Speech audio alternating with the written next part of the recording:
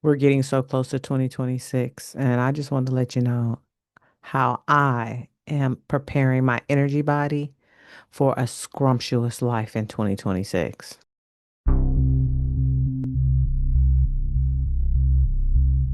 So you may be wondering, what is scrumptious? Scrumptious for me is lavish, rich, vibrant, and seductive in this moment.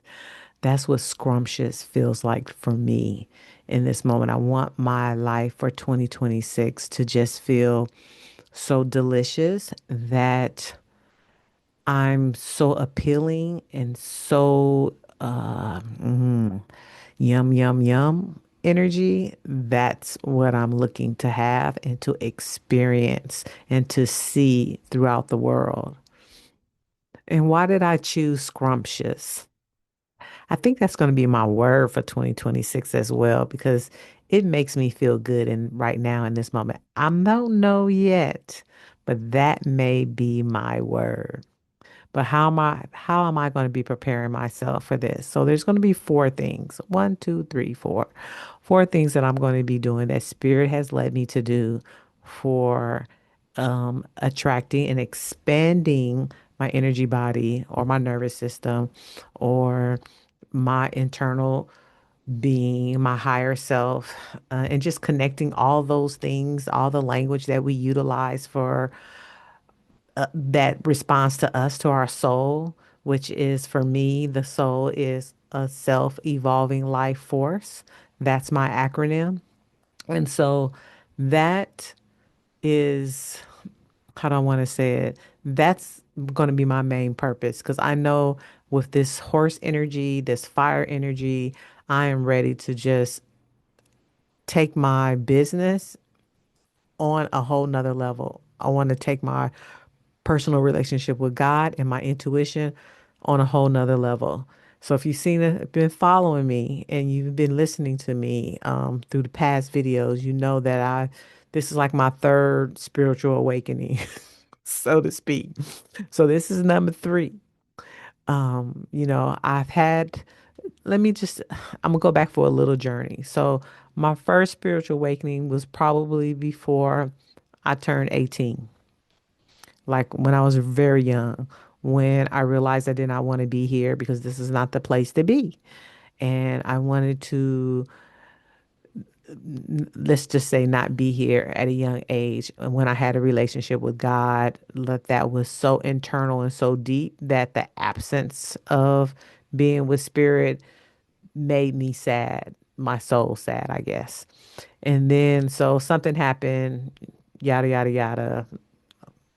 Fast forward, the next spiritual awakening I had was definitely after my son was born and I was in my 20s.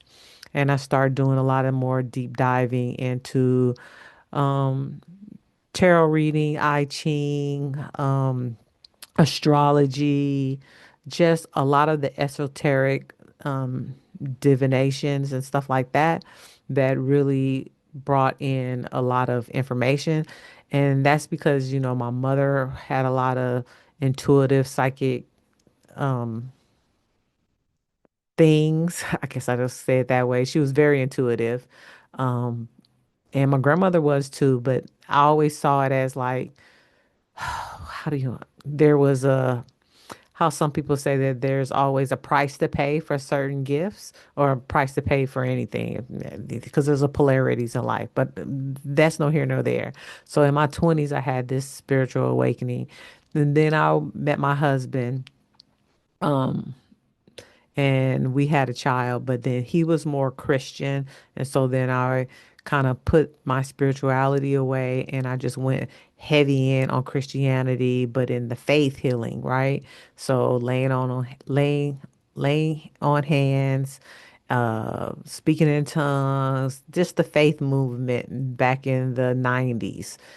And then I back put that away, got a divorce, all that good stuff. And then I had another dark night of the soul, and my mother passed, my brother passed, my dad passed, all of that. And spirit just took me out of one place and put me in another. And so over the last 2 years, I've been into another deep dive into my own spirituality and to reconnect my intuition in a way that is not respectful, more loving and guided and accepting, and just knowing that God always had my back. I've always had a decent life. I've always been well taken care of in my own self. Like anybody in the human journey, I have ups and downs.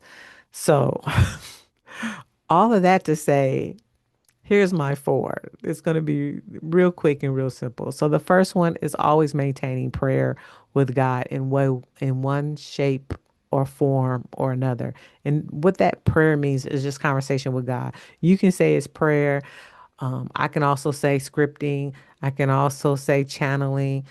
Any conversation via your higher power, that God wants me to maintain that open and not worry about what's being said and how it's being said, and just receiving it. And that goes into number two. Number two is no longer questioning what I hear. Like, I do that a lot. I like to put my intellect along with my intuition, which is not always the best thing to ignite my soul into doing and taking action like I'm supposed to, because I'm human. My intellect will come through, my ego will come through, and I'd be like, I ain't doing that. I'm not gonna tell that person that. I'm not, no, God, I'm not doing that. And nobody wants to be disobedient all the time. It just doesn't work that way. I can't pick and choose. I mean, I can pick and choose because I have free will, but I don't want to pick and choose anymore, especially in this crown era. I just don't want to pick and choose and regret. That's a harsh word. I probably don't regret anything or just feel like I disappointed God. Let's just say it that way.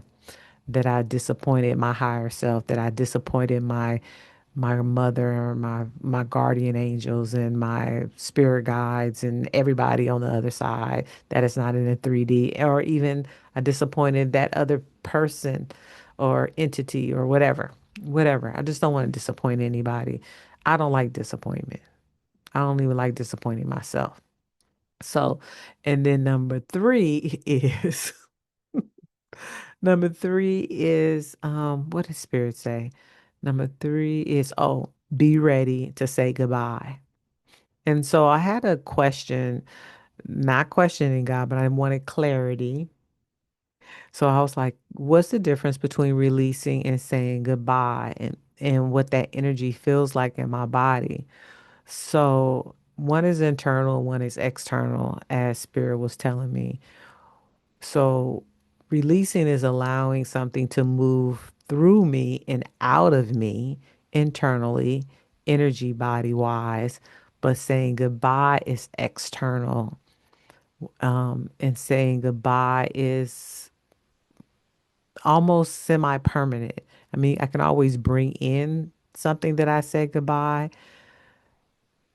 but that's all I got. Like, be ready to say goodbye. And I don't know what that means for me. I won't know until 2026. And at this point, I will probably try to snip this video for the moment I have to say goodbye to something, to remind myself that part of my scrumptious life that I am deciding to have and expecting to have is dependent on that particular obedience of saying goodbye. And the fourth thing is maintaining the images that I want for my scrumptious life, outside of me as well as inside of me. Taking time to do the meditation, taking time to see some things and say, "Ooh, there, that's scrumptious. I like that for my life. That's scrumptious. I like that for my life." So it's funny. I've been flirting with Porsche's over the last, I don't know, all year, almost all year. I've been flirting with Porsches. And so I purchased me a keychain. And so every time I see a Porsche that I like, or pretty much every time I see a Porsche, I say, "Hey, Porsche." I'm just flirting with it because, I think that's what I want for my next car. I want a Porsche. Yeah, I just want a Porsche. I don't know why. It's been deposited as a desire, and I choose to have that desire. And maybe I'll keep it for 6 months, a year. Maybe I'll lease it. I don't know. I don't know what spirit wants for me regarding that, but that's what I want. So those are the four things that I will be doing to bring in my scrumptious life for 2026.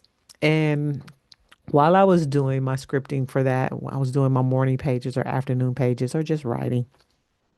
I said, "Wow, it's four. It's like one leg of the horse because the fire horse is for 2026. So each of those are legs that will keep me running towards my with fire towards my destination, towards my desires."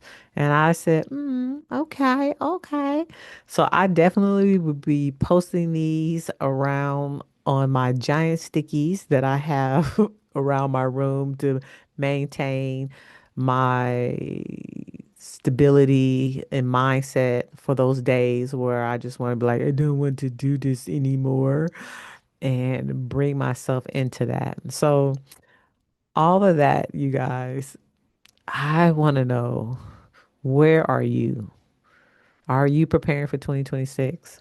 See, I start preparing for the next year around my birthday because within 60 days, it's the new year. And that's one of the great things about being a Scorpio is that I'm at the end of the year and I'm already processing who I used to be to know who I want to be later on, which means, for the next year. And I take that time to really dissolve like old relationships or experiences that I went throughout the year. And those are type of things. Sometimes I don't say goodbye, I just let people go, meaning I just don't talk to them anymore, or they don't talk to me and we don't reach out. And then there's a few people that, reach out every 6 months or something like that, that just stays in my phone. And you know, they're just checking in. I'm checking in on them. We don't have any harsh memories or we don't dislike each other. Our lives just moved out into separate places. But if, something happens to them, I want to know that they are all right or what could I can do. So I am a good friend. That if anything, I'm a excellent friend and lover for whoever that lucky person will be, especially after all this abstinence of 5 years. Somebody's going to be really special in 2026. Hint, hint, God, hint, hint. Um, so going back to you guys, I love you guys so much. Thank you for being here with me. If you haven't already and you don't know who I am, I'm Coach Hunt. I'm a holistic self-love coach. I support women to ignite and connect to their intuition so they can have their desired life. And our intuition is in every aspect of who we are. We're all intuitive, and we just have to just remind ourselves to strengthen it, like a cord. Like if you don't use it, you lose it, like a muscle. If you don't use your intuition and be obedient to certain things, then you don't even know if your intuition is working. And so that's what I love to do. And I do it through my love method, my self love method. Like I said earlier, self is soul evolving life force, and love is listening, observing, verbalizing, and evolving. So self love is just more than just taking a bubble bath and getting your nails done and your hair done. It's a deeper energy body reconstruction of that cellular frequency. Don't know where all that came from. I guess that was just channeled, but that's what that is. And I've been doing it for years, and I've been doing it for my clients through my work ethics, through my work and through my work ethic. So, 2026, those things that you are preparing for, what are you preparing for? What kind of life do you want? Are you having a word for the year? Are you having a song for the year? What is your income going to be? Who do you want to connect with? I know I'm going to be doing all of that and writing all of that in my discovery letter because it's so important to dish out all those things that I know I want to receive in one shape or form, especially the emotional energies of that. And if you don't know what the discovery letter is, I invite you to listen to and watch the free masterclass or mini class that I have, and that's in the pinned comments as well as the description. And the discovery letter is a tool. It's 100% a tool that evolves with you every year of your life. I've been doing it for years and I have just expounded who I am in my and own who I am authentically before people was even saying authentic. They're being authentic. When I say I'm authentic, what you see right here is what you get out there. I'm 100% me. I'm quieter because I'm definitely more of an observer. But hello, I can't be quiet here because doing a recording. I'm on YouTube. If I'm quiet, it's gonna be like you're gonna be looking at the video like, what is she doing?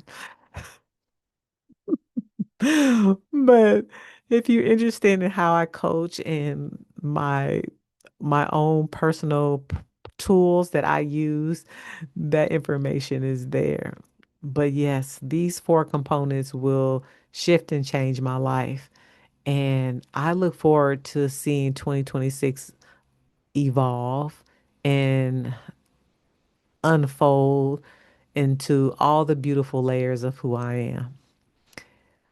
One way I know also that I'm kicking this off is that I will be doing a master. I will be at a conference in January, and I am so grateful for this conference. I am with my coach and mentor, Mina Arfan, for Addicted to Abundance. If you're interested in that, or if you're in Texas and you want to stop by and meet me, feel free to do so. I'll put the link in the comment box as well for that.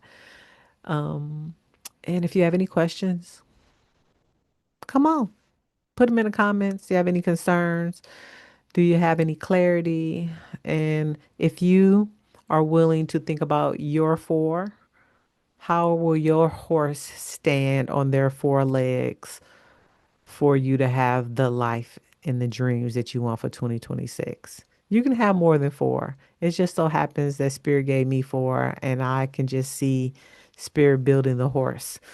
I wonder what the tail will look like. I'm just being silly because that's how Spirit just works with me. I literally see it in my mind's eye, the four legs and the tail, not the rest of the body yet, but I can see the tail just like flying in the wind like a feather almost. It's just like boom, boom, boom. But yeah, I see images. My third eye is open, people. My third eye is open. But I love you guys so much. I'm about to go. Have a good night. I'll see you in the next video. Don't forget to subscribe and like and all that good stuff.